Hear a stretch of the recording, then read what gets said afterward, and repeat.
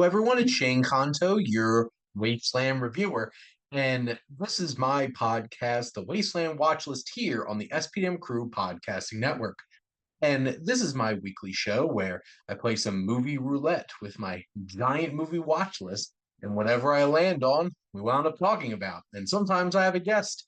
And joining me on this adventure into random movie watching is my wife, Jess. Jess, thank you so much for coming on. It's a pleasure to be here as always, Shane.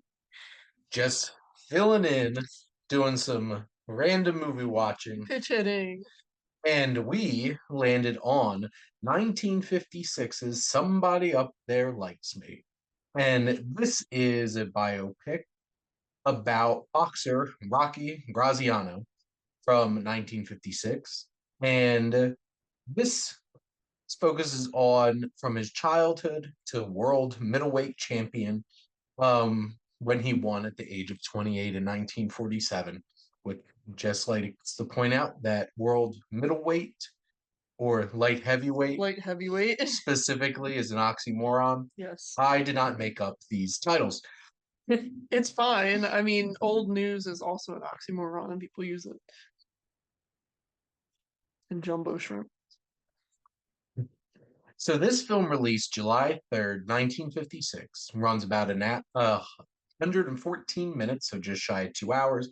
It had a budget of $1.9 million and made around $3.6 million, so made a little bit of a profit. This is from director Robert Wise, who directed West Side Story, of all films, written by Ernst Lehman, who wound up being nominated for 6 Academy Awards and winning an honorary one, starring Paul Newman in one of his first leading roles on film. This is based on, like I mentioned, the life of middleweight boxing legend Rocky Graziano, won 2 Academy Awards for cinematography for black and white filmmaking and art direction. It did lose Best Editing to Around the World in 80 Days, which seems kind of ridiculous. But that's just me saying that over almost 70 years later. This was originally going to star James Dean, who unfortunately passed away shortly before he was going to start filming this film. They also looked at Australian actor Rod Taylor, who would go on, being in The Birds and The Time Machine. And this was, like I mentioned, one of Newman's first leading roles, and certainly has a very catchy song at the beginning from singer Perry Como. Somebody up there likes me. It could have been Dean Martin. I'd have no way of knowing. Well, Jess did think it was Dean Martin, and then Perry Cuomo's name came across the screen in the credits. But Jess, what were your thoughts on Somebody Up There Likes Me, which I will refrain from singing the rest of the episode? I thought it captured the experience of having an Italian mother very well. He was kind As of a Jess menace. knows from firsthand experience. He was kind of a menace. A little bit. Started off his life being abused by his father, and obviously that didn't start his life off on the right foot. And he wound up in prison and then wound up in the military and then skipped out. Didn't he get in trouble as a kid too? Like, wasn't he in juvie? Or am I misremembering that?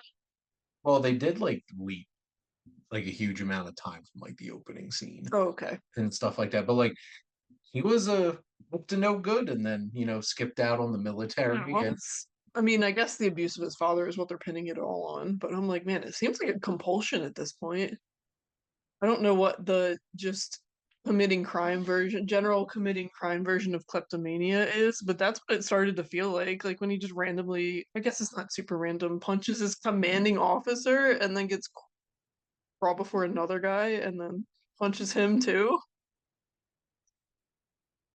Well, he was a young man that obviously had a lot of anger management problems. But they play it off. Authority. They play it off like it's funny.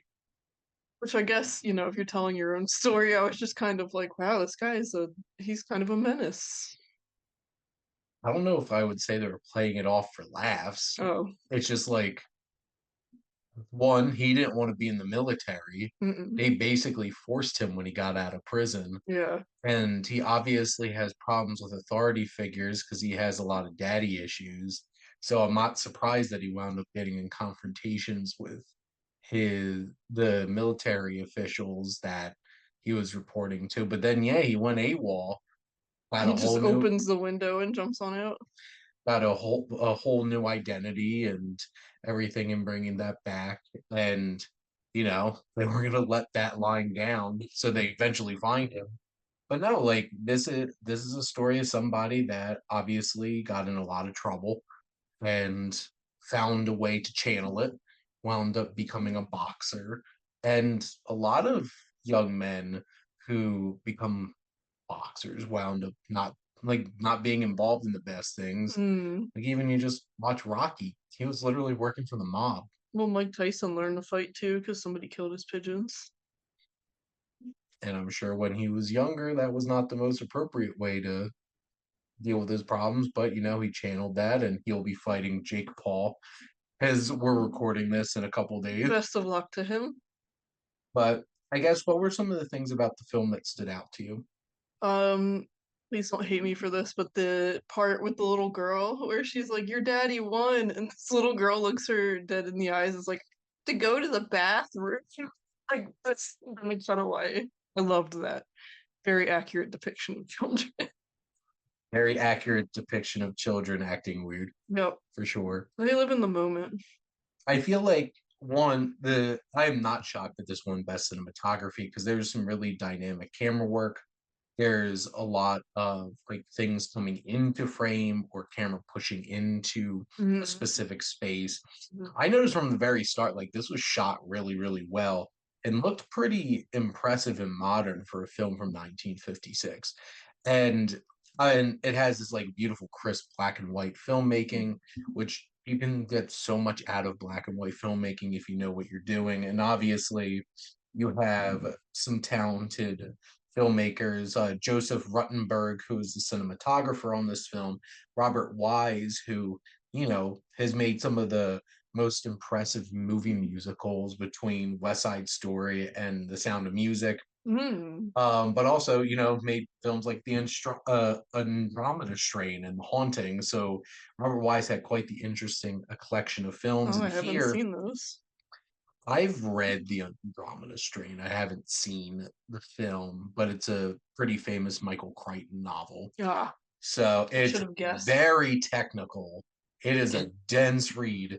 And outside of the filmmaking, I think the biggest thing is Paul Newman, who obviously I was a little surprised when I looked up that this won 2 Oscars or was nominated for three, that one of them wasn't Paul Newman. They dyed his hair, right? Um, Wasn't he blonde? he very well, no. Um, he had like lighter brown hair, I guess you could say. Like a dirty blonde. But like he very obviously was made up to look Italian. Yeah, that's why Um, I was like, I had trouble recognizing him because I'm not good at that. well, and also he's pretty darn young here. I This think they gave him a was perm. this was even like it kind of looked like it. This was even like 11 years or so before Cool Hand Luke. I really need to brush up on Paul Newman because he's the guy from Newman Zone, right? That brand. Correct. But it's old. He's old on the label, so Correct. I'm not good at recognizing him. Well, because even by like 80s, when in the 70s, when he was in like the Sting and stuff like that, or the early 80s in the Verdict, like he was late 50s, getting to 60 years old. And then Road to Perdition, which was his last live action film, he was well into his 70s. So Paul Newman had quite an illustrious career. It's very interesting seeing him in this, giving, a very powerful, very emotion filled performance because you can tell Rocky Graziano had a lot underneath the surface, but not deep underneath the surface. It was always like boiling right It there. was a bulging vein in his forehead. And I think he had a nice dynamic with Keira Angeli, who played Norma, Yeah, it was who cute. wound up being his wife, and their kind of dynamic. Everett Sloan, who played Irving Cohen, who was like his guy, helping him Mm-hmm. out with like his career and stuff like that. He gave a good supporting Is performance. that the one that you kept saying, "Get up, cause Mickey loves you"? About? Well, was it? I didn't say that directly in terms of anything. Oh, maybe you were trying to get me up. No, I was just it's about boxing, Jess. Oh, Um, this this film also like I think the like boxing scenes are it's not particularly they don't spend a whole lot of time on them. They're not particularly dynamic or anything like that, but boy do they really show that Rocky Graziano was a haymaker thrower. Because like these were not looking signature move, these are not looking like swift. tight, These were not like Floyd Mayweather punches. He was just going at it, leaving himself open. just wham, went right there and really got some big punches in there. Really got lucky, honestly, a lot of the time. I feel like if you had a more technical boxer opponent that could defend themselves, do you know what I mean? Well, that was Apollo versus Rocky. Yeah. That's the only reason I know anything about boxing. I'm not gonna That's lie to because you. of the Rocky Because of movies. the Rocky movies.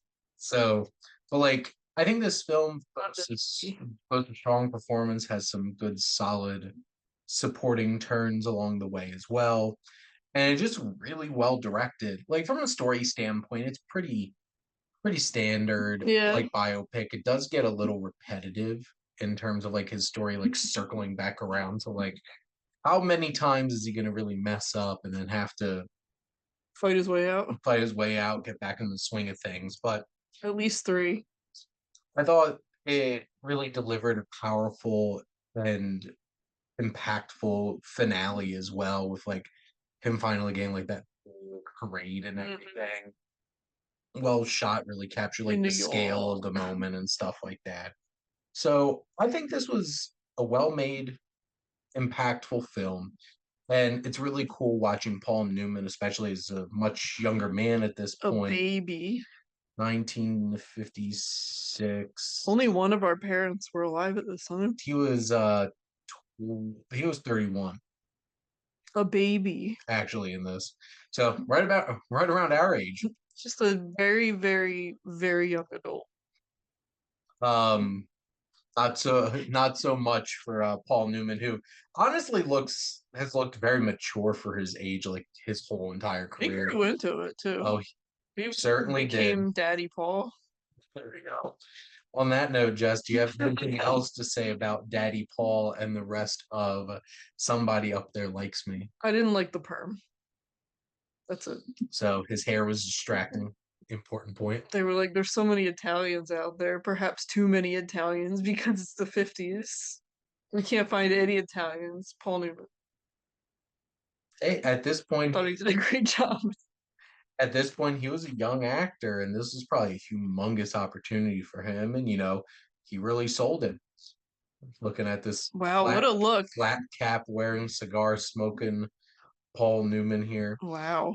But yeah, so Paul Newman certainly my favorite Italian American actor.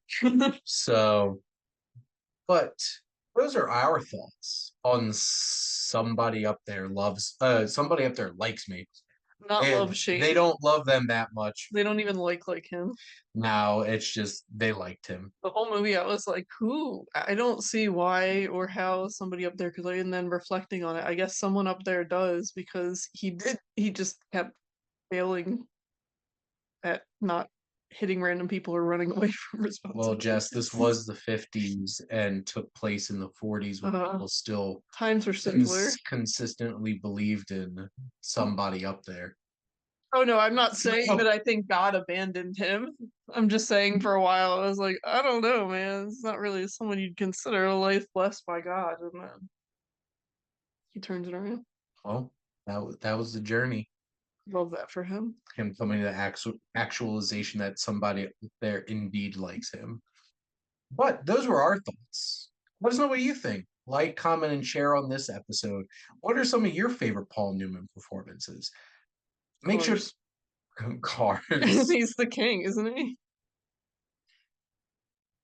Paul Newman? Doc Hudson. Oh, he's Doc Hudson? Yeah, Oh, it's the old timey car. I still like it a I'm lot. pretty sure It's Richard Petty? what the announcer guy. No, Richard Petty, the race car NASCAR driver. No, I mean Oh, the the king. king. No, he's the light blue car that gets all rolled and stuff, and Lightning McQueen's classy and pushes him across the finish line. Yep, that is not Paul Newman. It's Okay. a Hudson Hornet or whatever. I need to rewatch Cars, I guess. Well, that won't be an episode on the Wasteland watch list as we already own cars, so that is not on our watch list. But make sure to follow or subscribe wherever you listen to your podcast. The SPM Crew Podcasting Network has a wide range of different shows focusing on movies, television, physical media, comic books, music, and sports, and even just chatting with Luke. So make sure to follow and listen to all of our great content. If you like our logo, go check out High Flyer Creative. They do some good work. And if you're in need of some digital marketing needs, they're a good option. And most importantly, thank you as always for tuning in to the Wasteland Watchlist here on the SPDM Crew Podcasting Network.